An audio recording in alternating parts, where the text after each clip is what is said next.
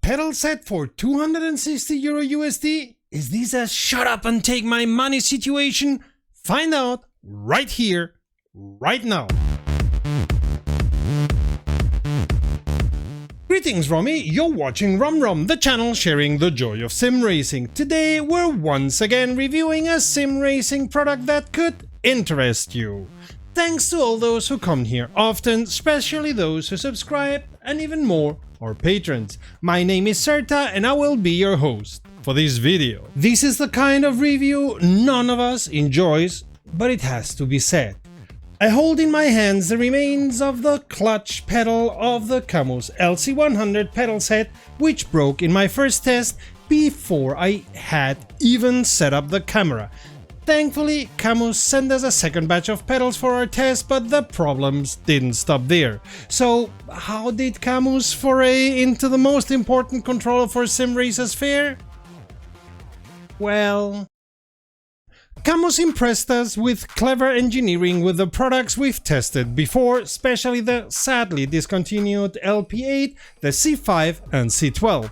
But while these pedals may fit well on an aluminium extrusion rig, on my rig they don't. Let me go bit by bit.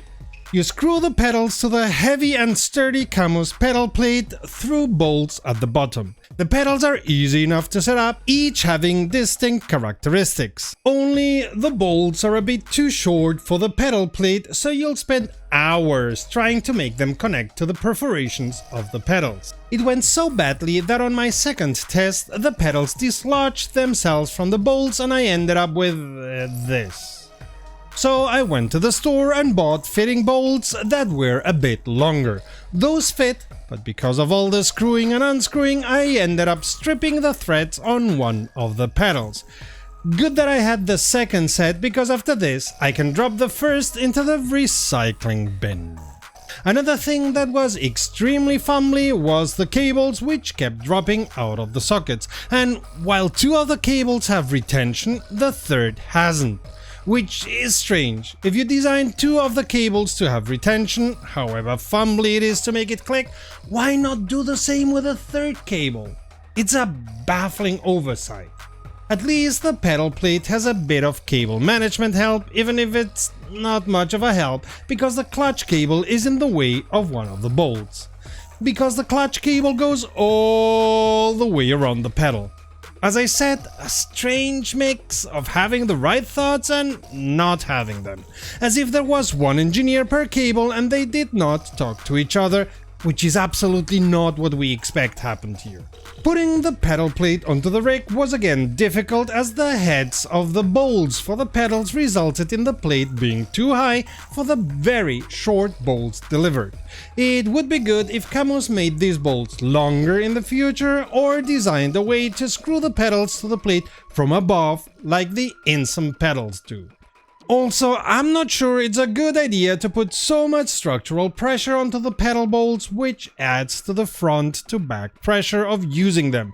While the bolts on the plate look sturdy enough, I'm no materials engineer and cannot tell you if they are. This is another thing I corrected, buying new, longer bolts, as the heads of the new bolts were flatter. Well, on to testing the pedals then. Unlike other pedals like Fanatec's Club Sport, IMSIM's Talento and others, these pedals don't have a set of elastomers for the brakes, but a damper you can choose the strength of by turning a knob. But no amount of turning could change the mushy feeling I got while driving these pedals. I was not able to find a good point on the brake to make them feel right, and neither could I on the clutch. Sure, it may be me, as those points are always subjective. Still, I've been able to find that with other pedals, be it the elastomers of the Fanatec and IMSIMs, or the kinda complex setup of the clutch of the IMSIMs. And when the signal of the brake pedal got stuck, I just gave up testing. The signal, not the pedal mind you. Either something in the sensor or in the controller software told the sim the pedal was stuck on max.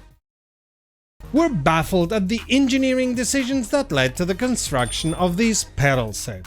The bolts' heads are too big while the bolts are too short. There's cable management, but it's no help when you have a cable going all the way around.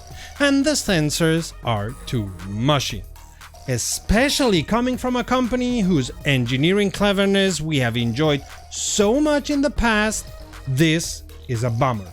I get it, 400 euros seems like a lot for Fanatec's club sport pedals, not to speak of the over 1000 euro for the excellent IMSIM Talento.